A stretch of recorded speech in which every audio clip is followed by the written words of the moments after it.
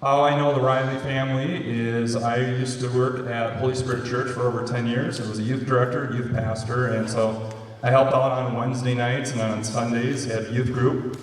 And we kind of were blessed. I was just talking to Bergen about some of the players that we've had at our church. Everybody from Grace Ortman, that was a defensive player, Sammy Slaughter, Taryn at US Beach, and then also Reagan and Bergen. Reagan played for Illinois, that's her sister. You got to talk about that too, playing against your sister this last year. And then also helping me out here, we got Miss Reynoldsson helping me out, and she got a Nebraska background, and she's also a volleyball coach. And she's one of the reasons I'm even at Ben Reifel. She taught me into teaching for a couple months for her when she was having her last child. So with that being said, we're going to show a video real quick. We're frozen. We're going to show a quick video, and we're going to ask Bergen to come on up. So take a round of applause, Bergen Reilly.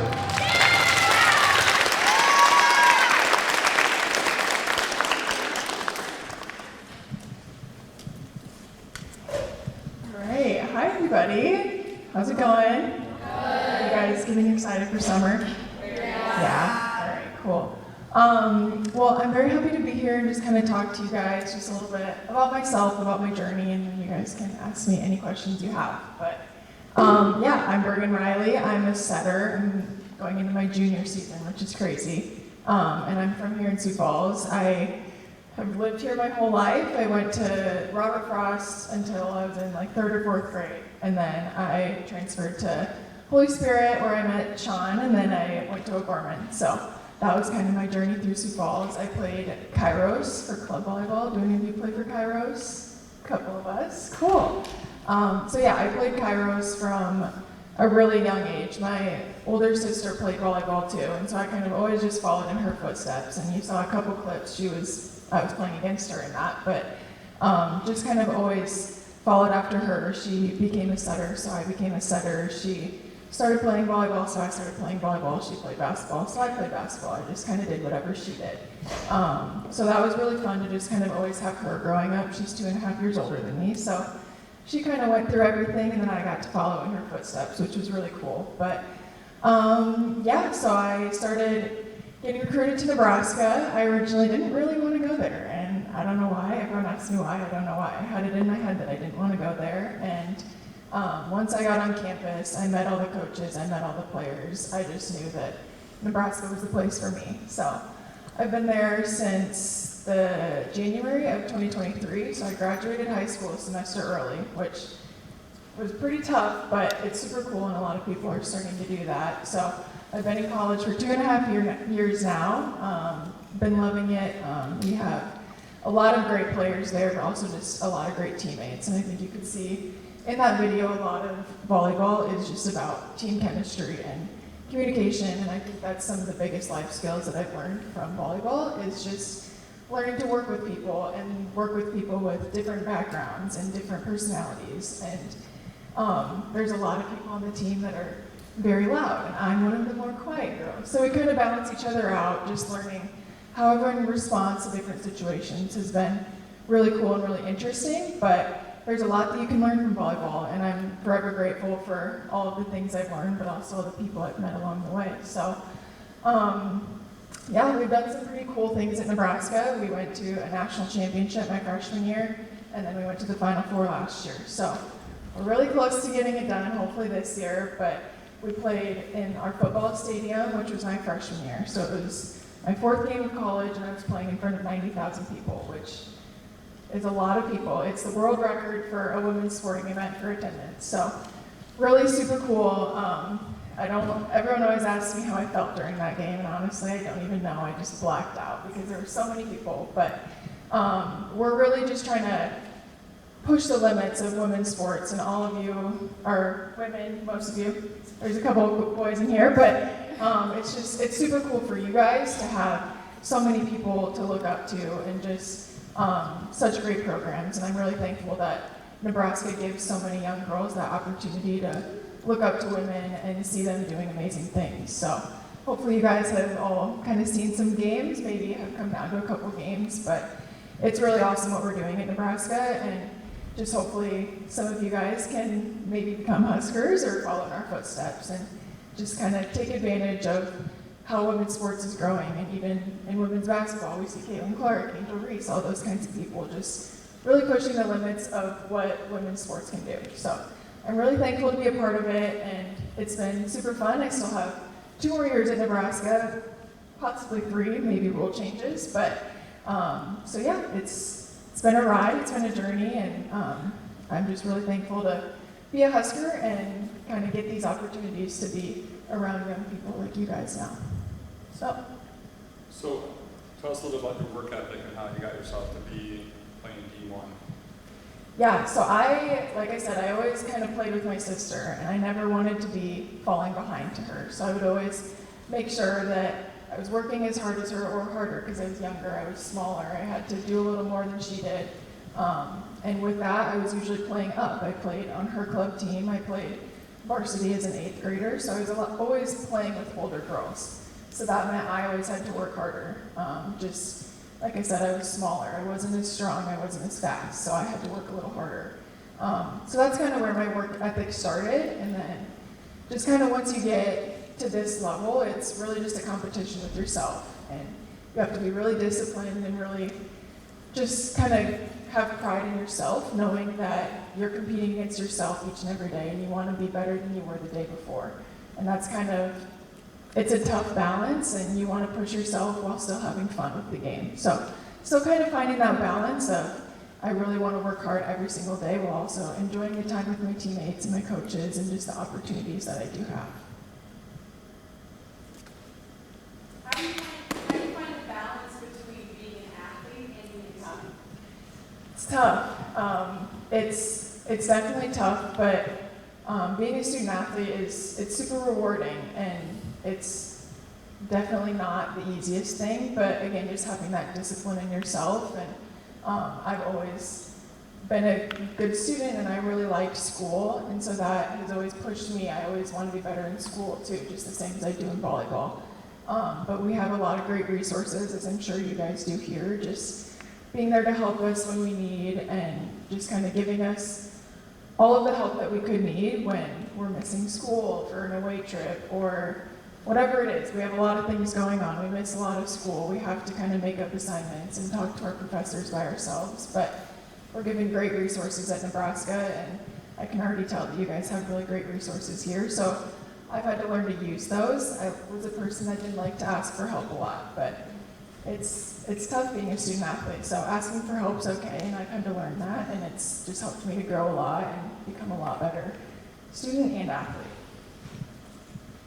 I got one more question. Yeah. How do you handle criticism from a coach? It is challenging sometimes, but just knowing that coaches are there because they want you to grow and they want you to succeed. And a lot of that is having a relationship with them off the court and just learning about who they are as a person, and kind of the same as I learn about my teammates, I learn about how they react in certain situations and kind of what they're going to say. So just having the understanding that they're not giving me criticism because they don't like me or they want me to be sad or mad. They're doing it because they want me to succeed and they want the team to succeed. We'll open it up. What questions do ladies have?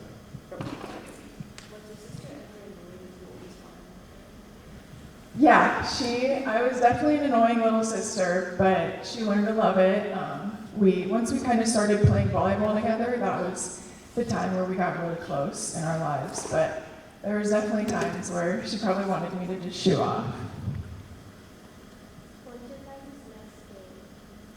So we're in our off season right now. So our season's during the fall. So I think our first game is like end of August, but I'm home until June now. We start summer workouts in June, and we do a bunch of camps, and it's kind of our slow season. But so yeah, our next game's not until August. But we had a couple spring games this year. We also played beach volleyball. There was a couple clips in that video. From January to March, we'll play beach volleyball. So super fun. I don't know if any of you guys have ever played, but it's just a good little change up. Our assistant coach is actually from Hawaii, so he's our beach volleyball coach. So we get to go to Hawaii every single year, so that's another perk of playing at Nebraska.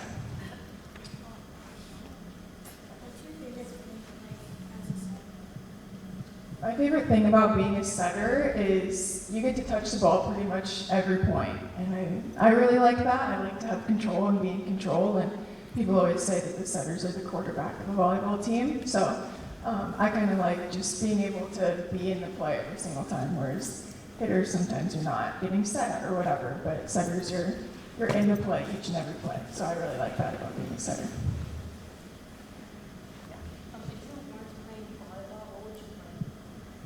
If I wasn't playing volleyball, I would play basketball. I played all through high school, so I was a dual sport athlete, if you want to call it that. But I really liked playing both and just kind of learning different things from my different sports. That's one tip that I would always give to younger girls is like, if you like playing more than one sport, then play more than one sport. I don't think that you need to be set on volleyball. If you know you want to play when you're older, that's great, but I think sticking with multiple sports as long as you can is also super beneficial, and you learn a lot of things from different sports.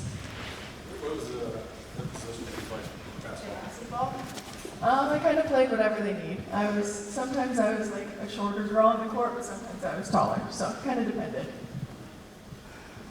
Yes, back up. Okay, you talked a lot about you have to be self-disciplined and such. So what do you spend in the gym or at home on your own, like conditioning and making sure that your workout routine, complements your volleyball game, and what does that look like? Yeah, so it's really constant. Like we lift usually in the mornings, then we have practice in the afternoon, and between then is when we have classes. But so that itself keeps us in pretty good shape, but also just watching what I'm eating, making sure I'm hydrating, getting enough sleep at night, like all of those things, it's really constant thought going into how I'm going to perform the next day. So making sure that I eat a good dinner, I'm drinking a lot of water, and then I'm not staying up until 1 a.m., 2 a.m., just whether it's doing my homework or being on my phone, whatever it is.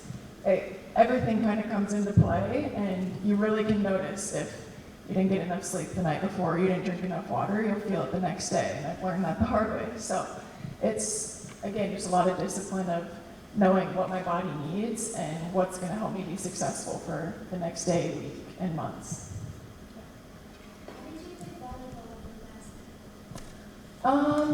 I just kind of started to like volleyball a little bit better. I was a little better at volleyball too than I was at basketball, but I just really like the team aspect that volleyball brings. You come in and you celebrate each and every point, and I think that's super cool. Just getting to really be in it with your teammates, and each and every person is just as important as the other, and just knowing that your teammates are always there for you, always have your back. It's just, I really like that aspect of volleyball. Are you looking forward to possibly playing in the Olympics and playing professional volleyball, since that's now something we have? Yep, so I'm probably planning on playing professional volleyball after. So I don't know if you guys know, but there's 2 pro volleyball leagues in the U.S. now. Before, like a year or 2 ago, they were only overseas. So it's a really great opportunity that we have to stay in the United States and stay close to home while also doing the sport we love and getting paid to do it. But yeah, so I think I want to play pro. I want to try and go to the Olympics in 2028, especially because they are in the U.S. So I think that'll be really cool. But so I got 2 more years of college, just working through that and making sure I'm the best that I can be for when I do graduate.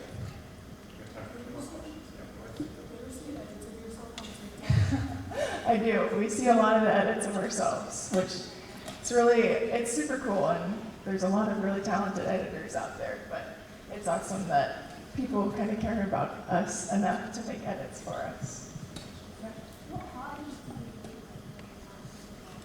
Yeah, that's a good question. She asked about what hobbies I have outside of volleyball. I really like to be outside. I like to be at the lake during the summer, go like wake surfing, tubing, skiing. I don't know, I always get my nails done, I always have my nails done, so that's kind of something that I've learned to love. I never really did until I got to college, but having hobbies is really important because so much of our lives does go to volleyball and goes to our sport or goes to school, and making sure that we fill our bucket on our own and find other things that we love outside of our sport is something that I've found is really important in college. But so yeah, those are some of my hobbies. If you weren't a setter, what position would you play? I think I would want to be a right side. I played a little outside and right side in high school, and I really liked being a hitter, but I'm just more comfortable on the right. So I think I'd want to be a right side if I wasn't a setter. But I love being a setter. I'm Anyone assuming, in here a setter? Nice. Got a couple.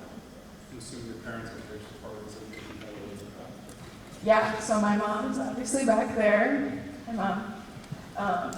But yeah, my parents and my sister have been just so crucial to my success and always being there, bringing me to practices, bringing me to games, bringing me to tournaments that are super far away.